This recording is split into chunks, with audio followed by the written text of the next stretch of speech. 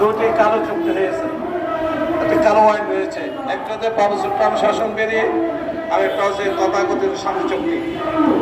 এই দুই আইনের কারণে এই তিন পার্বত্য জেলায় বাঙালি এবং উপজাতিদের মধ্যে বিভাজন সৃষ্টি হয়েছে। এখানে চুক্তির মধ্যে লেখা আছে আমাকে বাঙালি বলা যাবে না, আমি হয়ে গেছে উপজাতি, পাহাড়িরা হয়ে গেছে উপজাতি। এ ধরনের বিভাজন সৃষ্টি করে পার্বত্য চট্টগ্রামের পাহাড়ি বাঙালিদের মধ্যে দূরত্ব সৃষ্টি করে রেখেছে একটি মহল। তারপরেও আমাদের দেশের এক শ্রেণীর বামপন্থী নেতারা এই পার্বত্য চট্টগ্রামে গিয়ে পাহাড়ে বিভিন্ন ধরনের অপপ্রচার গুজব সারা বাংলাদেশে এবং সারা বিশ্বে ছড়াচ্ছে।